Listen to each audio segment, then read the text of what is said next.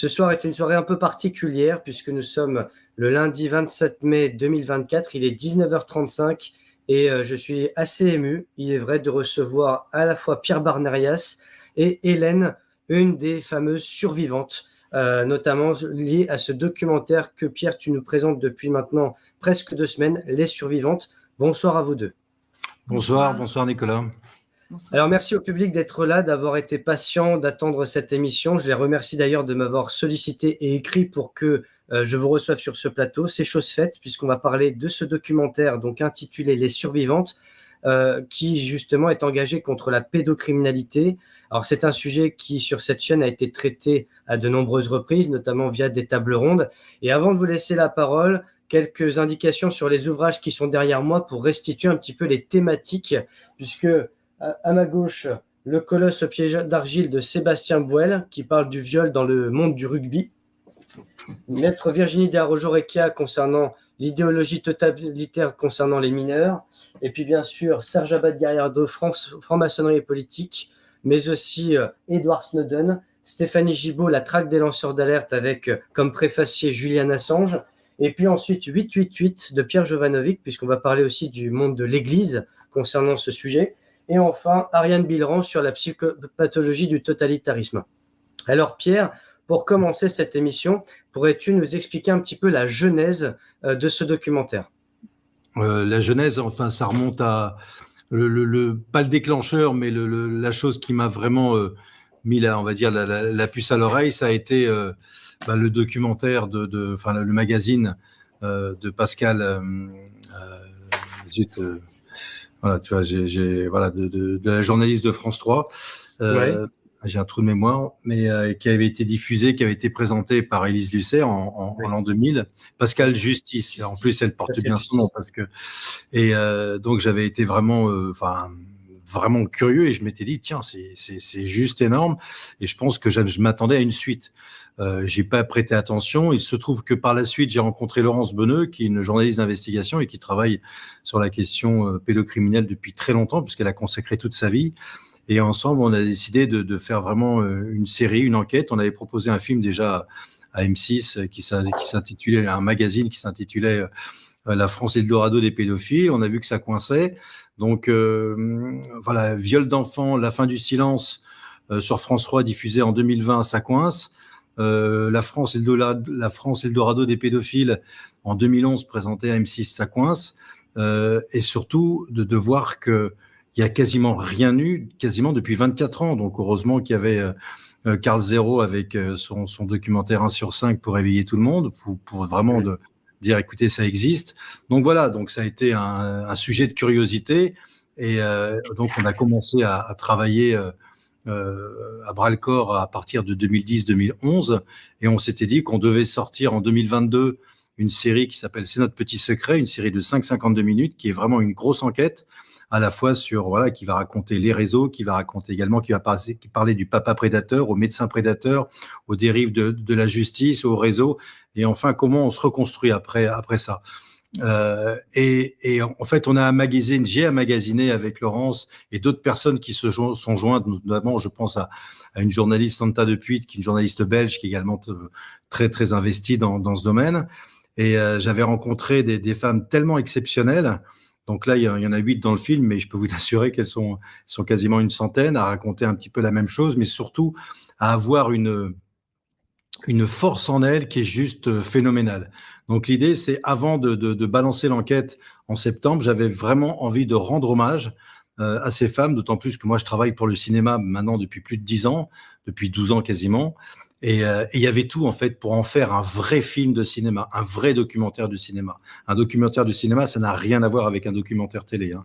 Il y a un début, un milieu, une fin, il y a une progression. Voilà. Et je trouve que ces femmes, dans leur énergie, dans leur volonté, dans leur témoignage, il y avait tout pour faire un beau film. Voilà. Donc, ça explique ça. Confirme. Et merci à titre personnel, je profite de ce direct pour te remercier infiniment pour ce documentaire que j'ai vu, qui m'a pris aux tripes honnêtement et qui m'a même mis la larme à l'œil parce qu'il est vraiment puissant et c'est vrai que je suis content, je dirais pas plaisir parce que vraiment c'est c'est un sujet qui est très complexe, qui est très dur. Mais merci en tout cas Hélène d'être là ce soir. Vous faites partie d'une de ces survivantes qui témoignait dans ce reportage. Et l'ironie de l'histoire, c'est que de tous les témoignages que j'ai vus dans ce documentaire, le vôtre fait partie de ceux qui m'ont le plus bouleversé, sans faire de hiérarchisation entre les victimes. Mais c'est vrai que ce que vous racontez dans ce reportage est absolument incroyable. J'allais dire, il faut le croire, il faut le vivre pour le comprendre. Et votre première rencontre avec Pierre, comment s'est-elle déroulée? Déjà, est-ce que avant Pierre, vous aviez eu l'occasion de témoigner auprès d'autres médias dans le passé? Alors oui, bonsoir à tous. Alors ma rencontre avec Pierre, elle a été très très surnaturelle, très guidée. Alors moi, je suis désolée, mais on va parler de choses célestes parce que si tout ça sort aujourd'hui, c'est parce que c'est guidé.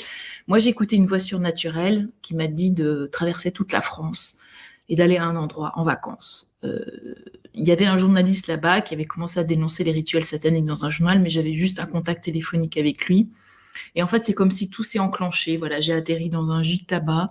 Dans ce gîte, quelques mois après, j'ai rencontré une personne qui m'a mise en lien avec Pierre. Et tout a été guidé, on va dire les choses comme ça. Encore une fois, je veux dire que si je n'avais pas écouté la voix surnaturelle et fait 1000 km sur la base d'une voix surnaturelle, je ne serais pas devant vous aujourd'hui ce soir pour témoigner.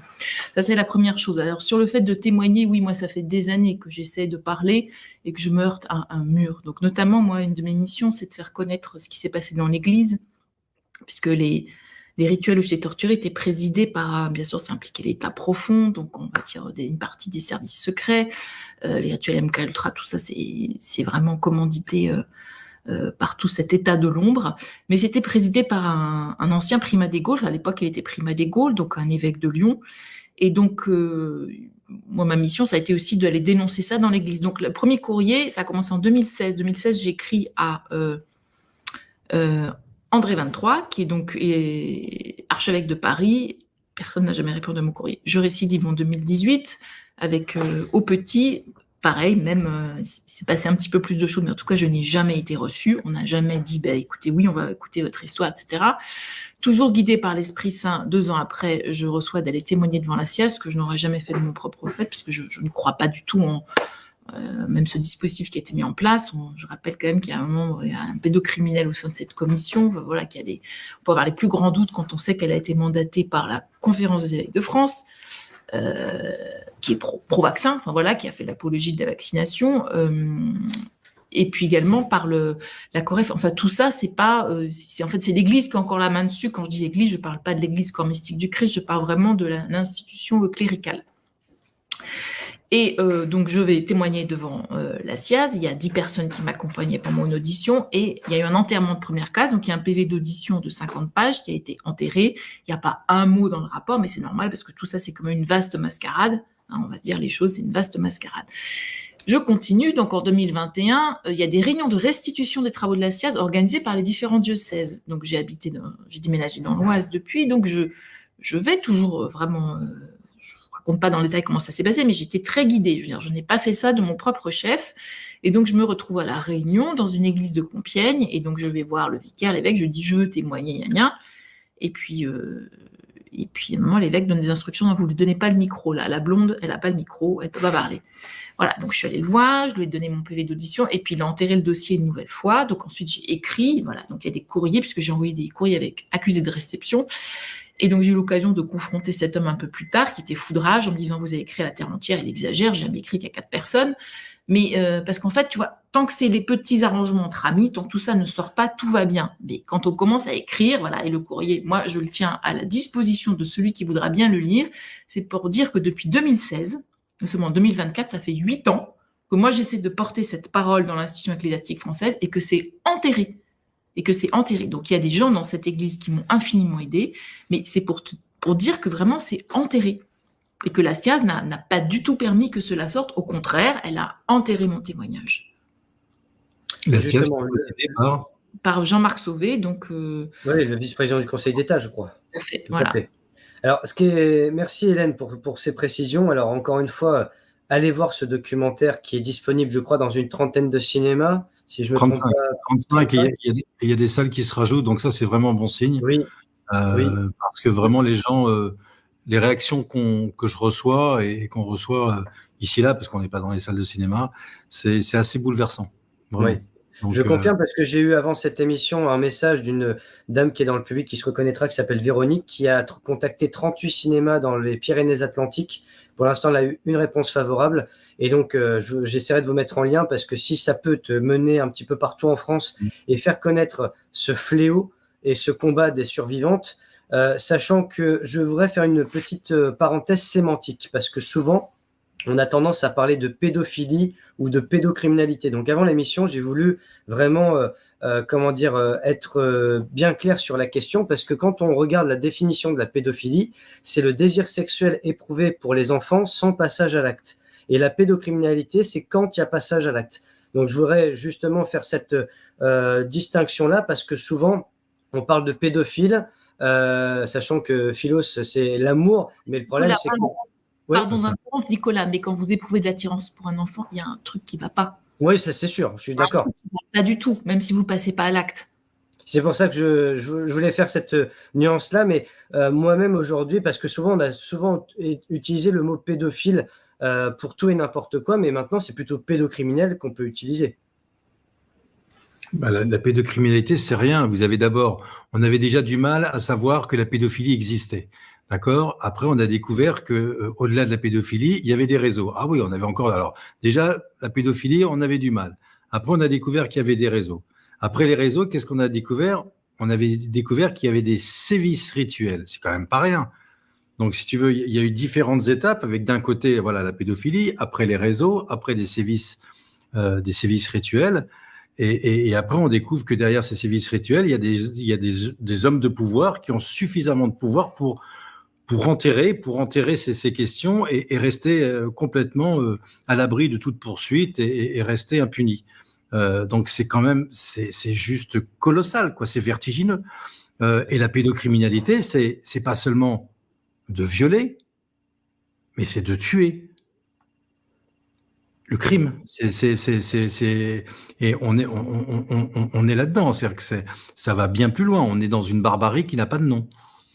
Alors justement, on est dans une période d'élections européennes et justement, j'ai eu l'occasion de regarder quelques passages de votre intervention sur Sud Radio il y a quelques heures, mais j'en profite pour saluer André Berkoff. Est-ce que pour le moment, enfin, même si le film est assez récent dans sa sortie, puisqu'il est sorti il y a une dizaine de jours, est-ce que vous espérez, soyons fous, des réactions politiques suite à ce documentaire, quelque chose qui puisse entrer dans ce débat justement des élections européennes, sachant qu'on parle très très peu des enfants de manière générale en politique. Est-ce que vous avez déjà pu envoyer peut-être ce documentaire ou ces témoignages à des députés, à des parlementaires? Alors, moi, je n'espère rien. Je n'espère rien. Je suis juste dans le faire, c'est-à-dire je fais quelque chose qui m'intéresse profondément. Après la suite, ça ne m'appartient pas. C'est-à-dire que moi, que le film marche, tant mieux. Le film marche pas, tant mieux. C'est ma philosophie de vie. Donc, j'attends rien. Je fais ce que j'ai dans le cœur de faire, c'est-à-dire qu'il n'y a pas plus grande injustice. Il n'y a pas plus grande injustice que celle qu'on fait à la chose qui nous est le plus chère au monde. C'est l'enfant. C'est vraiment quelque chose pour laquelle on donne sa vie. Donc, il n'y a pas objet, il n'y a pas... quand je dis un objet, attention, c'est devenu un objet, mais il n'y a pas être plus... comment s'appelle, qui rassemble tout le monde. On est tous derrière les enfants. Donc, quand on fait du mal à des enfants, on se fait du mal à tout, on se fait à tout le monde, on fait du mal à notre humanité. Donc, il n'y a pas plus rassembleur que cette injustice faite aux enfants. Donc, de s'y intéresser, je pense que il fallait le faire parce que il y a eu quand même, on est dans un silence assourdissant depuis plus de 24 ans, parce que depuis que Pascal Justice, ce journaliste vraiment que je salue, qui avait fait ce magazine en l'an 2000, il n'y a rien eu. Il n'y a rien eu. C'est-à-dire qu'il y a eu 24 ans de silence. Heureusement qu'il y a eu un Carl Zero pour sortir ici son documentaire 1 sur 5, mais sinon, il n'y avait rien, quoi.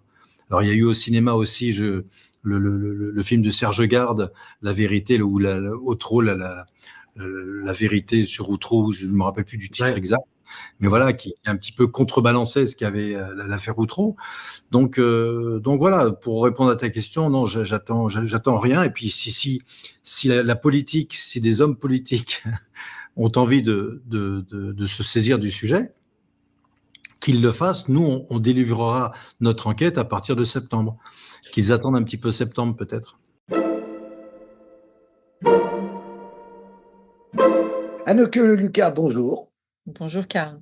Alors, si un jour le dossier Dutroux est rouvert, le dossier bis, ce que j'espère de toutes mes forces, et si on décide de reconnaître que Dutroux n'était pas un prédateur isolé, mais agissait pour le compte d'un réseau pédocriminel, tu seras immanquablement appelé à la barre si ce procès se tient un jour, parce que ce réseau, tu en as été la victime, et ce, depuis ta plus tendre enfance. Comment t'es-tu retrouvé là-dedans?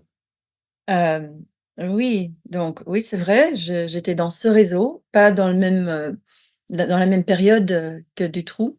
Quand Dutroux était un homme de main, je n'étais pas là parce que je suis pas plus jeune que lui. Mais moi, j'étais là de l'an 69 jusqu'à 74. Donc, j'avais 6 ans et c'est-à-dire que ma mère, bon, elle n'était pas bien, elle était seule, elle s'est mariée avec mon beau-père. On a déménagé de Bruxelles en Flandre et là, il y a une femme de ménage qui a commencé à travailler pour nous et c'est elle et son mari qui m'ont pris pour les week-ends et cetera. Et après 1 an à peu près, ils m'ont emmenée au réseau la première fois. C'est-à-dire qu'ils t'ont emmené alors que tu avais 6 ans dans une soirée pédocriminelle. Exactement. Et la première fois, qu'est-ce que tu as ressenti en fait quand tu as vu ce qui se passait avec tes yeux de 6 ans? C'était complètement fou. En plus, cette première fois était, extrême aussi. Ce n'était pas, que j'étais donnée à un pédophile. J'avais été violée, d'abord par le mari de la femme de ménage, avant qu'on y aille et c'était un bal masqué, en fait, dans un château et tout le monde était habillé comme des hippies, c'était très bizarre. On jouait de la musique aussi, Jimi Hendrix, et cetera. Il y avait des garçons avec des plateaux, en argent avec des drogues dessus. Donc tout le monde se servait des drogues, mais c'était des aristocrates habillés en tant qu'hippies. Donc c'était très con j'étais complètement confuse, mais c'était clair qu'on était dans un château et j'ai été utilisée pour un sorte de show, avec le mari de la, de la femme de ménage qui lui, on est rentrés, c'était lui, avec, encore 2 autres filles que je connaissais pas, mais je les ai pas vues les filles. Moi, j'étais, sur un plateforme en fait, un petit plateforme dans un grand salon ou peut-être, ballroom, je sais pas trop, mais j'étais utilisée pour un show, horrible. J'étais nue et puis il y avait des gens autour quoi, qui étaient tellement drogués et tellement, dehors de leur-même qu'ils ont à peine remarqué, c'était comme ça. Alors, je reviens à Dutroux. Tu as côtoyé Michel Nioul et tu as également côtoyé celui qui était au-dessus de lui, l'ancien Premier ministre belge Paul van den Boynans, qui à l'époque était ministre de la Défense. On peut en parler puisque tous les deux sont aujourd'hui décédés et qui n'ont guère payé pour ce qu'ils avaient fait, puisque Nioul n'a fait qu'1 an de prison effectif. Quant à Exactement, l'autre, rien du tout. exactement. Quel genre de personnage était ce Van den Boynans? Il était sataniste? Oui, donc je veux préciser que Michel Nioul n'était pas là, en 69 quand je suis arrivée. C'est, plutôt, vers les dernières années qu'il est arrivé.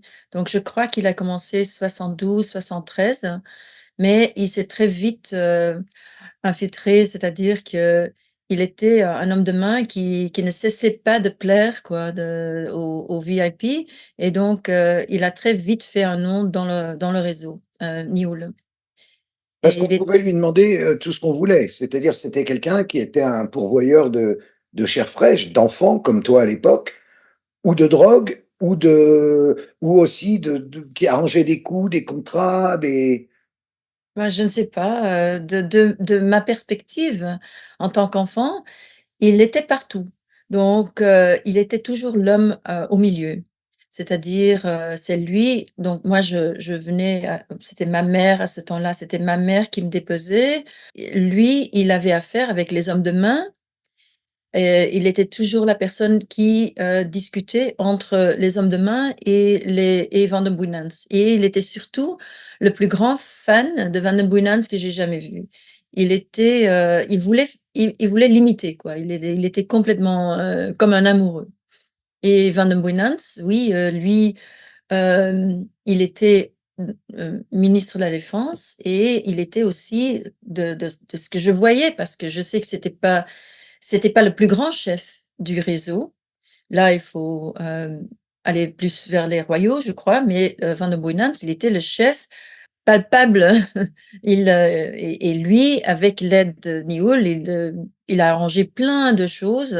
Donc c'était des meetings, en fait, un peu business, et on utilisait les enfants, beh, tout était mesuré, quoi. On va pas, introduire, une personne qui est nouveau dans ce club à un enfant. Ça il y a beaucoup de triage il y a beaucoup de triage avant qu'on met quelqu'un devant un enfant, c'est comme ça. Mais oui, c'était un réseau, on peut dire satanique, mais lui n'était pas sataniste, je crois. J'ai l'impression, de ce que je me rappelle, que lui n'y croyait pas, mais comme il voulait plaire aux satanistes qui étaient peut-être, plus, puissants que lui, il faisait toutes les mêmes choses, on peut dire. C'est-à-dire qu'il n'y avait pas de limite, au sadisme des Belges, hem, des personnes avec, lui-même, ou les personnes, qu'il voulait plaire. Et les rituels sataniques, pour moi, la première fois, c'était que quand Van den Boeynants a, en fait, monté un rituel pour plaire à quelqu'un d'autre, pour un invité. Mais le but de tout cela, tu dis que on ne donnait pas directement les enfants aux nouvelles recrues du cercle, du cénacle ou du réseau. Le but, c'était une fois qu'on leur avait présenté des enfants, on filmait quand ils leur faisaient du mal, et ensuite on les faisait chanter. Exactement, c'est ça, oui. Donc en fait, c'est quelque chose qui a existé un peu partout dans le monde, en vrai, qui continue d'ailleurs sans doute à exister. Ça fait évidemment penser à ce qu'on a vu autour d'Epstein, par exemple. Exactement. C'est un système, là tu parles des années début 70, mais c'est un système qui, 50 ans plus tard, continue. Et on en a des preuves, malheureusement, constantes. Oui, on dirait bien. Et le problème avec utiliser des pédophiles pour faire chanter les gens, des pédocriminels pour faire chanter les gens, c'est-à-dire que à la fin, il n'y a que des pédocriminels dans le réseau. Parce qu'il y avait des personnes dans le réseau qui n'étaient pas eux-mêmes pédophiles, donc ils touchaient pas aux enfants, mais bien sûr, ils devaient, se taire, ils savaient très bien ce qui se passait, mais ils disaient rien. Donc ou bien quelqu'un est lui-même pédocriminel et on peut très bien l'utiliser parce que bien sûr c'est une faiblesse, ou bien il ne l'était pas, et souvent c'était les gens avec encore plus de pouvoir qui, eux-mêmes ne touchaient pas aux enfants. Mais qui utilisaient les gens qui avaient touché aux enfants, sans Exactement, y toucher eux-mêmes. Mais voilà. eux-mêmes, ils venaient dans ces soirées-là, ces gens-là, ces gens qui n'étaient pas pédocriminels, ou ils ne participaient pas du tout, ou alors ils avaient des relations avec des femmes d'âge mûr, ou... Ouais, de toute façon, tous les gens du réseau, ils, se considéraient pas comme des pédophiles. Ils se considéraient plutôt comme, des gens qui voulaient, être libres, se sentir libres. C'était ça plutôt. Même que bien sûr, c'était tous des pédocriminels dans les soirées, c'est ce que je voyais plutôt, je dois dire, mais encore, je veux rester avec mon expérience personnelle, alors je peux pas trop répondre à cette question. Parce que je ne sais pas, bien sûr, c'était pas tout le monde que j'ai vu, dans l'acte, donc je peux pas trop en dire, quoi. De ce que je comprends, c'est que contraindre les enfants à la sexualité, c'est presque une forme de tradition, d'abord chez certains, qui eux-mêmes ont été violés enfants et c'est presque de mère en fille, de père en fils. En tout cas, dans une partie de l'aristocratie que tu décris dans ton livre. J'ai oublié de dire que ton livre sort en France très bientôt et qui s'appelle En quête d'amour, mémoire d'une enfant esclave sexuelle. Il va sortir cette année, enfin traduit en français. Avant, il n'était qu'en anglais. Donc, je reprends. Contraindre des gosses à la sexualité, c'est donc à la fois une sorte de culture, aussi étrange que ça puisse paraître, et en même temps une forme de pouvoir ou d'abus de pouvoir ultime. C'est une forme de culture, oui. Quand on rentre dans l'aristocratie et quand on rentre vraiment dans les hautes sphères de pouvoir, oui, absolument, c'est dans la culture. C'est une culture d'abus sexuels d'enfants où, c'est considéré normal et on sent aussi, comment on essaye de pousser, de normaliser, la pédophilie finalement, la pédocriminalité. Hem Mais oui, dans les hautes sphères, c'était toujours, considéré que comme normal. Donc moi je dis, psychologiquement, c'est des gens qui ont été abusés en tant qu'enfants, qui veulent normaliser leur abus quoi, qui veulent normaliser, qui comme des enfants, protègent toujours leur abuseur et ils veulent dire que leur abuseur, ils avaient raison. Donc ils ont besoin de tout normaliser. Et c'est ça, de là vient la culture en fait, ça vient d'une place émotionnelle qui est, infantile, quoi.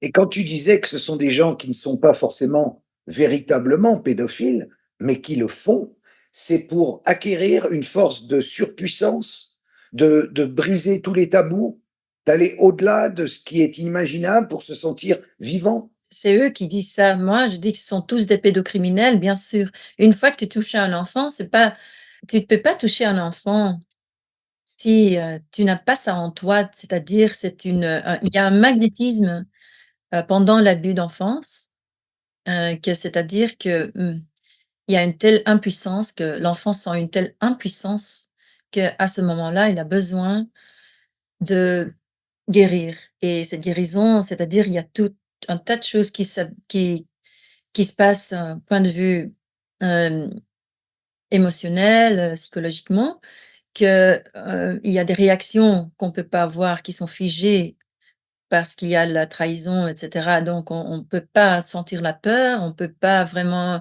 agir non plus, c'est hem, un menace sur la vie, finalement. Cette peur, c'est comme une menace de vie. On peut pas, rentrer en colère, on peut pas se fuir. Donc toutes ces réactions restent figées en nous et des pédocriminels, que ce sont tous, n'importe quelle justification qui se donne, des pédocriminels, il faut avoir ça en soi pour pouvoir, en fait, agir dessus. Mais c'est-à-dire que la plupart des personnes qui sont abusées pendant leur enfance, ils vont pas, suivre ce chemin. C'est seulement ceux qui sont, pas assez forts, en fait, pour guérir, qui, vont vouloir accepter le pouvoir, en fait, le pouvoir au lieu d'un sens de soi, de l'amour pour soi. Ils vont accepter le pouvoir au lieu de ça, pour s'accorder, bien sûr, ça marche très bien dans le monde et tout ce qu'on veut dans le monde physique, peut vous être accordé si vous voulez du pouvoir. Mais finalement, il faut qu'on comprenne que le pouvoir, dans ce sens, une addiction, ce n'est que pour, se donner un sens de soi qui n'existe pas autrement et qui si on enlève ce pouvoir, c'est là où on voit la personne, quoi. On voit la faiblesse, en fait, de cette personne. Et c'est comme ça que c'est un peu un monde à l'envers, que les figures d'autorité qu'on voit dans le monde, souvent c'est eux qui sont les plus, faibles, en fait. Tu disais que le couple avec la femme de ménage, à un moment, a passé le relais à ta mère, ta propre mère. Euh, et tu dis dans ton livre que cette femme était morte intérieurement. D'abord, est-ce qu'elle est toujours vivante? Non, non, elle est passée, le dans en 19. D'accord. Et comment est-ce que cette mère pouvait être une mère et faire ça? Comment est-ce concevable? Ben, ce n'était pas une mère, c'est-à-dire qu'elle m'a mis au monde, mais elle n'a jamais agi comme une mère. Ma mère était, avait l'âge émotionnel d'une fille de 5 ans à peu près, l'âge qu'elle a perdu sa mère à elle. Et elle était très sexualisée, elle se comportait comme une petite fille, sexualisée qui flirtait avec les hommes, mais vraiment d'une place d'une petite fille. Donc elle n'a jamais été, elle n'a jamais reçu de diagnose, mais c'est clair que, moi je dis que c'était une psychopathe, quoi. Elle en retirait quoi de ça? De l'argent, du pouvoir, quelque chose? Du Je fait sais de qu'elle se vendre? Oui, elle a été payée, mais on n'était pas pauvres, donc c'est pas qu'elle avait vraiment besoin de cet argent. Non, c'était plutôt qu'elle me mettait dans un espace où elle croyait vraiment que j'allais me marier avec un homme puissant.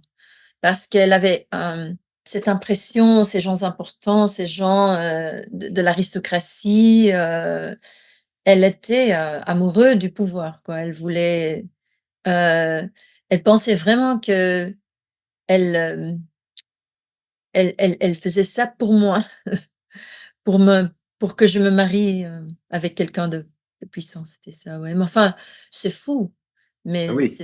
c'était sa justification quand même, ouais. Pendant 3 ans, tu vas subir des viols à répétition au cours de ces soirées, au sein de ce réseau. Tu étais ce que tu appelles une enfant jetable. Ouais, d'abord, oui.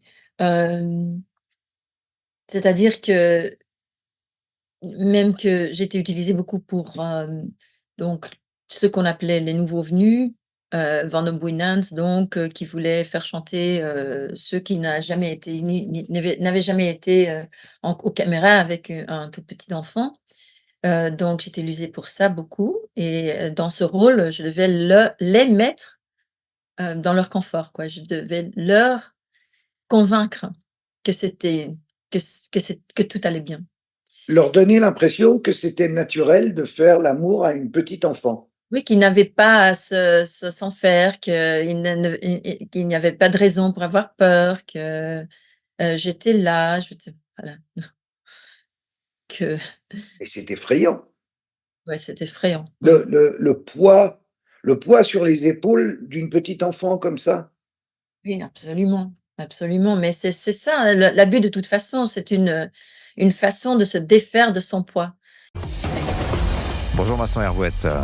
Bonjour Dimitri, bonjour à tous. Vincent, ce matin vous nous parlez de l'affaire Epstein. D'ici 48 heures, le gouvernement américain doit publier le dossier judiciaire complet. Le Congrès a forcé Donald Trump à promulguer une loi qui donne à l'administration jusqu'à vendredi pour s'exécuter. Alors ça fait 1 an que l'électorat MAGA s'impatiente, qu'il espère la vérité.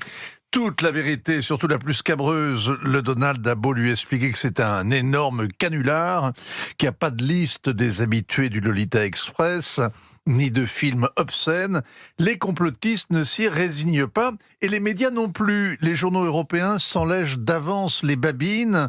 À les lire, on pourrait croire que le fantôme de Jeffrey Epstein est sur le point de sauter sur le dos de Donald Trump pour le neutraliser et torpiller sa présidence. Ouais, le week-end dernier, des élus démocrates du Congrès ont publié une centaine de photos.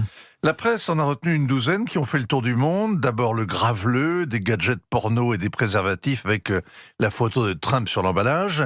Et puis des clichés avec ceux que le monde reconnaît. Woody Allen, Bill Clinton et son ministre Larry Summers, Bill Gates, le fondateur de Microsoft, Richard Branson, le patron de Virgin, Steve Bannon, le théoricien de la droite radicale. Des people dans leur banalité. Et Donald Trump en compagnie de femmes dont le visage ont été floutés. Quelques photos sur 100 et toujours rien à voir, mais tout à espérer car 100 photos sont une goutte dans une flaque d'eau croupie. Ghislaine Maxwell a pris 95 000 clichés et selfies. Wow. Dans l'eau, il y aura sûrement de quoi s'étonner, insinuer, fabuler. La rabatteuse mitraillait tout le monde et tout le temps, un peu comme un influenceur qui vit avec son portable à la main. Aujourd'hui, dans son pénitencier, elle n'a même pas de photo, m'a-t-on. Alors, le FBI et le ministère de la Justice sont passés au peigne fin pendant des mois, plus de 300 gigas de données quand même, sans trouver aucun élément nouveau. Et ils ont conclu en confirmant le suicide dans sa cellule du pédophile, en certifiant qu'il n'y avait pas de liste de criminels, pas d'indices qui les fait chanter des puissants, ni de traces du Mossad circuler. Il n'y a rien à voir. Évidemment, ça n'a pas suffi. On peut penser que ça ne suffira jamais. et que l'affaire Epstein ne sera jamais terminée. En revanche, il y a une chose qui crève les yeux, qui est d'ordinaire occultée et qui pourrait scandaliser l'Américain moyen. C'est la lecture des SMS et des courriels qu'échangeaient Epstein et ses copains. Du fatras émerge une sorte de monde parallèle, celui de l'entre-soi où des riches, des puissants, des célèbres se retrouvent. Il y a là des financiers, de grands avocats, des universitaires, des philanthropes, des politiciens et des vedettes. Ils échangent des infos exclusives et des contacts. Ils se rendent service, ils brillent, parfois ils se vantent, ils trafiquent de l'influence. Absolument naturellement, ils vivent à 10 000 pieds, nomadisent en circuit fermé, citoyens du monde et habitués des mêmes hôtels. C'est un club, celui des fameux Anywhere, vous vous souvenez? Et visiblement, l'ami Jeffrey en était le gérant. La morale ordinaire n'y a pas sa place. On voit comme à l'œil nu le sentiment d'impunité qui les habite. Ça explique qu'après avoir été condamné pour détournement de mineurs, après avoir sollicité une prostituée de 13 ans, Jeffrey Epstein ait conservé son carnet d'adresses, alors qu'il aurait dû être couvert de goudron et de plumes et banni à défaut d'aller au bagne.